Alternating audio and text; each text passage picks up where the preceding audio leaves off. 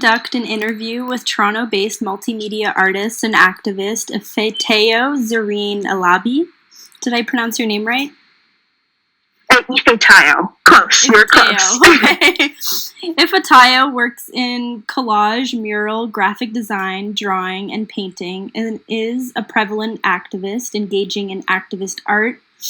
Ifeteyo is a photography student at OCAD University and will be featured in the upcoming 2022 GradX.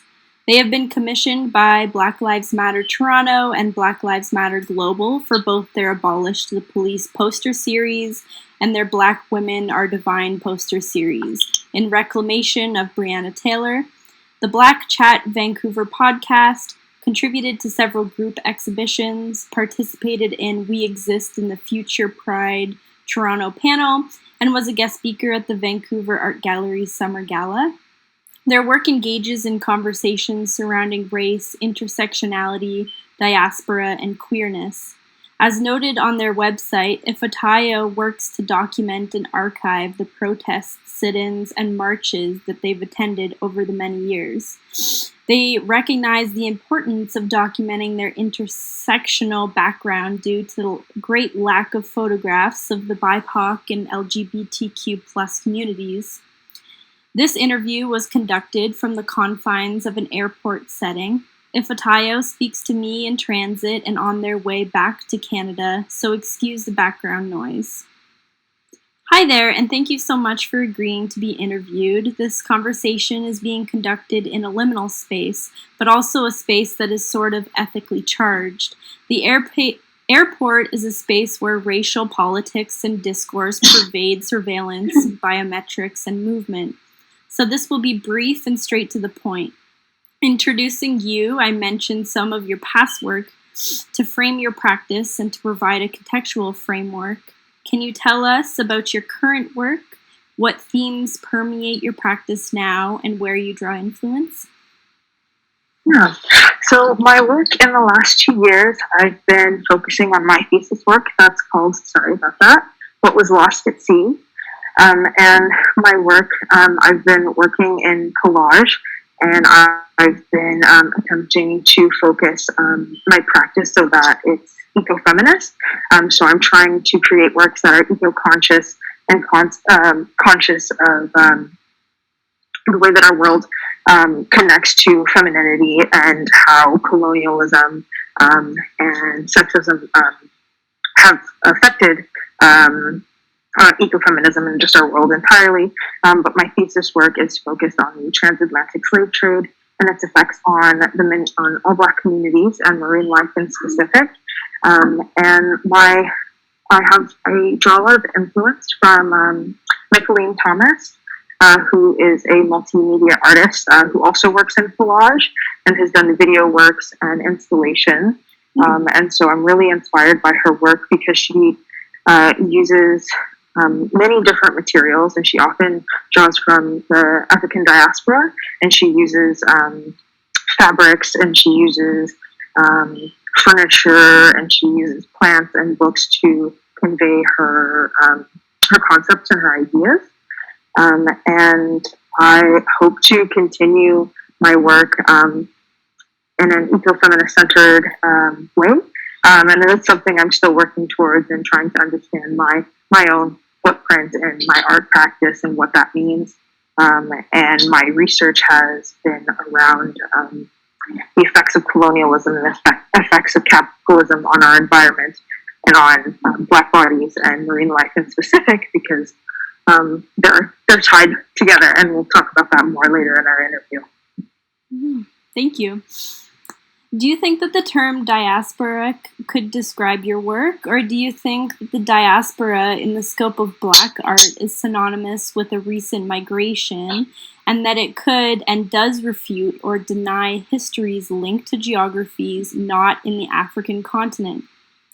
In the article In the Presence of Absence, Invisibility, Black Canadian History, and Melinda Molyneux's Pinhole Photography, Andrea Fontana grapples with the notion of multiculturalism and if it linguistically discredits settlements and histories, if it equates to still being in flux or in transience, and thereby diminishes what has been developed already culturally in South America, Canada, the United States, after Africa, etc.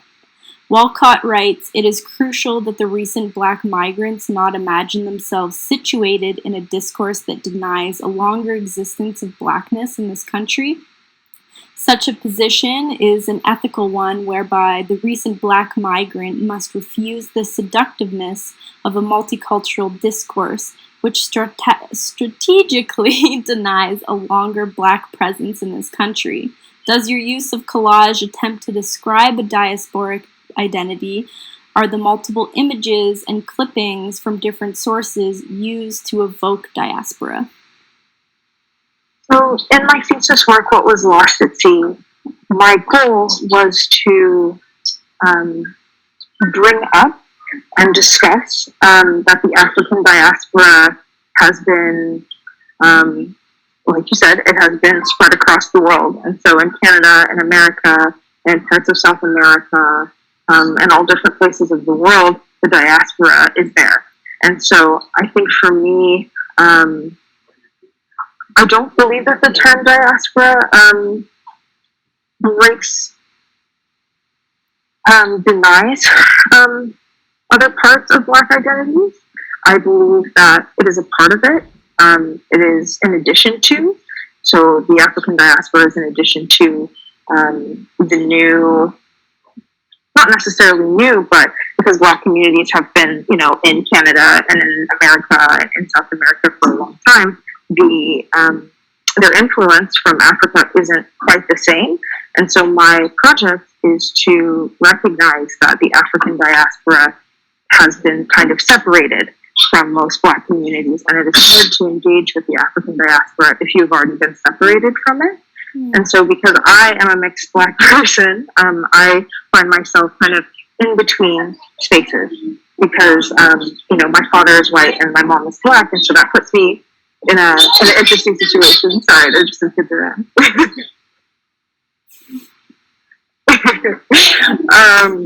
But, that puts me in a situation of having to acknowledge, my Nigerian side of myself and, the white part of myself, that's from Ireland, Germany, and multiple different places.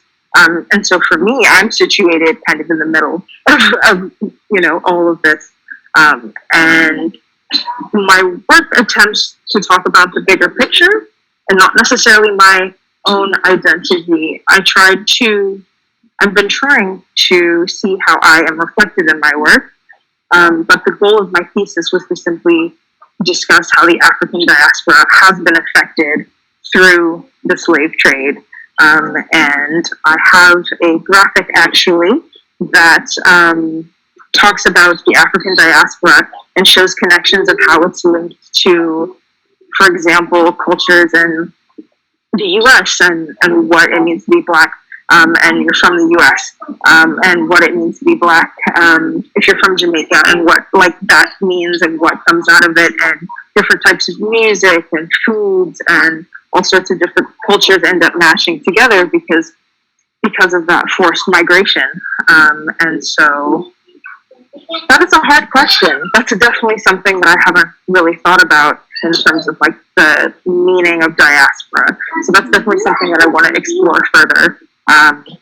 It's a very good question. I'm still thinking about it in my head. Yeah, thank you for asking that you'll have question. to share further, what conclusions you come to. Sorry, what was that? You'll have to share further beyond the interview conclusions that you come to. Okay. Where would your work be? How would your work be? And by who would your work... Sorry. The artist Abdi Osman addresses movement and the Black diaspora in his work. In Osman's Gardens of the Mediterranean from 2018, a video installation, a Somali woman sits pondering at the seaside. The ocean, as she experienced it, is associated with movement and tragedy. This is juxtaposed within the composition by white sunbathers who have no connection other than colonial ties to the precarity of the ocean and do not associate it as a vehicle for diaspora, like the Somali woman does. Can you describe your What Was Lost at Sea installation from 2021, and you're still working on that? And how does it signal the transatlantic slave trade? Tell us about your research surrounding this. How is your use of crates and woven corn husk related to your research? How is the ocean significant to you or your practice? And what does the ocean signify? So when I began the What Was Lost at Sea installation work, I began with the text Undrowned by Alexis Pauline Gumbs. And this work is focused on Black femininity and marine life. And so in this book, there are lessons and there's research from Gumbs where she connects Blackness and the lives of monk seals and whales in particular. And due to the effects of the transatlantic slave trade, both whales, seals, and there are also penguins and many different animals, as well as black bodies that were used for profit, because the blubber of the seals and whales were used to speed up the processing of sugarcane and cotton and other processed goods during the slave trade. And so similarly, their bodies, to Black people were used for profit. And so in that relation, I continued my research, and I found that the in-between point from Africa to many of the other various points that slave ships traveled, there were nearly 2 million Africans that never made it to their final destination. And so the bottom of the Atlantic is a graveyard, a mass graveyard. And so the reason that I focused on the whales for my project is because these whales are survivors. They were thought to be extinct, actually, following the slave trade because they were hunted so heavily. Actually, there's research that Christopher Columbus, he would go out every day, and his other workers would go out every day and kill a whale or seal to be able to use in that work of colonization. And so I was really struck by these whales and their survivors. And these whales also bring up the sediment of all those bodies and all those lives that were lost. And so these whales not only, are grieving as well because they lost so many lives, they're also connected to Black bodies. And so I wanted to have that connection, and I was just so struck by the whales because they shouldn't have survived. Similar to Black folks, we shouldn't have survived, the slave trade. And so that's the importance. And for me, I grew up in California, and I grew up, going to the ocean all the time. And I grew up learning about my eco footprint. And my family was very keen on teaching me about marine life and the effects that humans have on the ocean. And so I've been really interested in ocean research for a really long time. And so this project was an opportunity to further that research. And so I found a lot of different research suggesting colonialism is directly linked to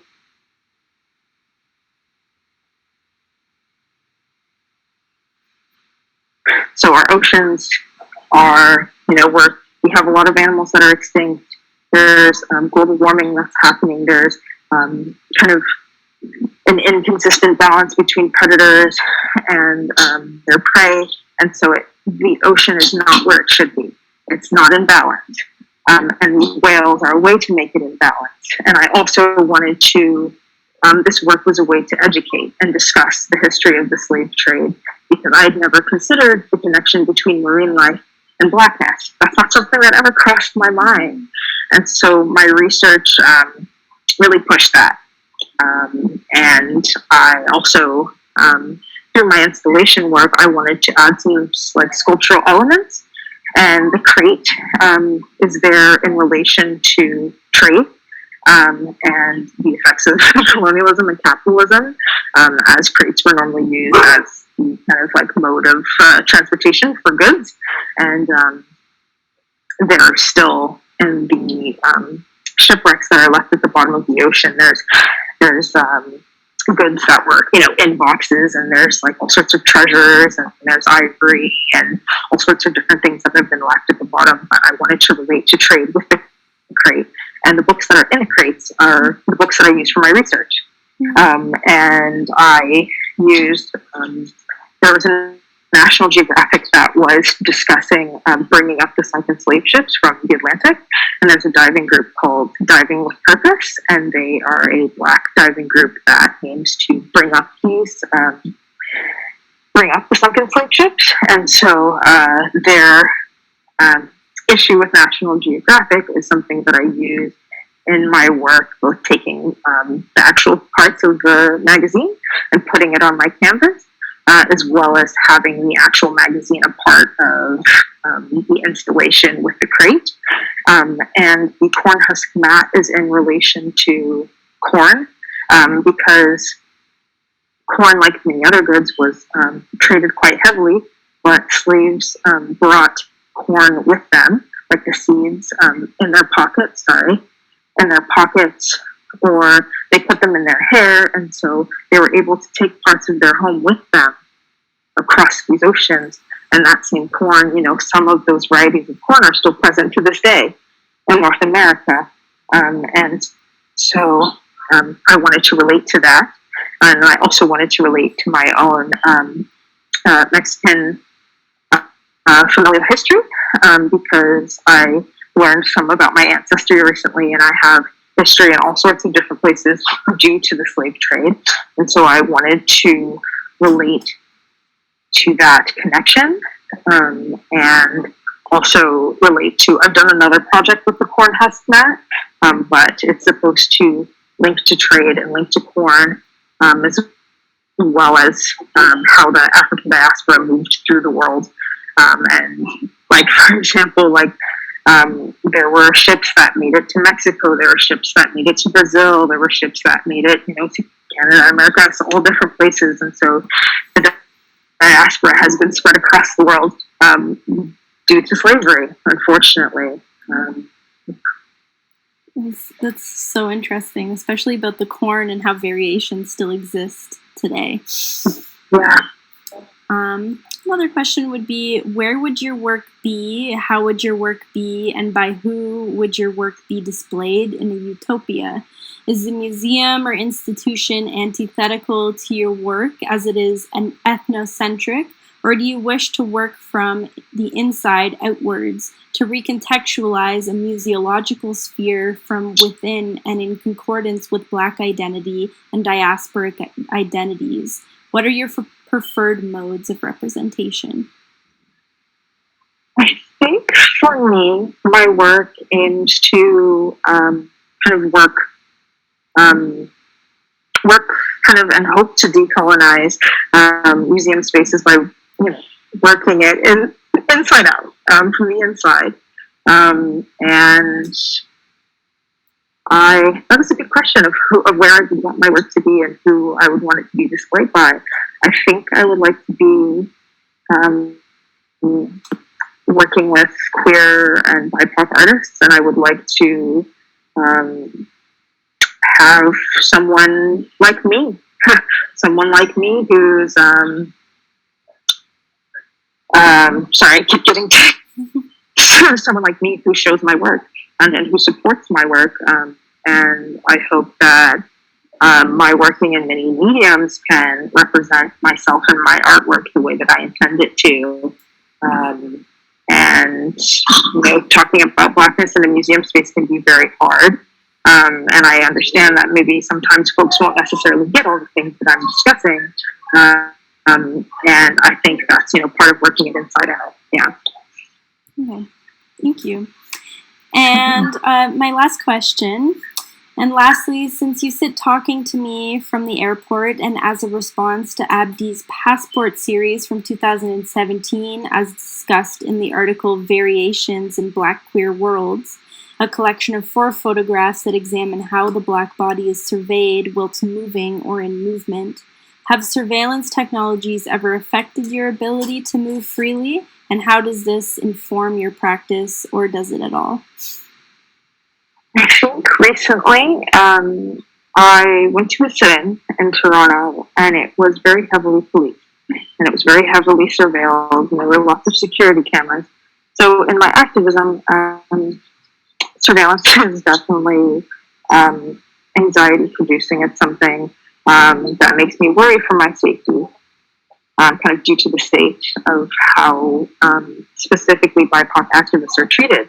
And so currently surveillance doesn't affect my ability to move freely, but it definitely has an effect on my mental health and how I approach things and how I approach going out and doing things and interacting with others, because I understand that being a mixed Black person comes with surveillance.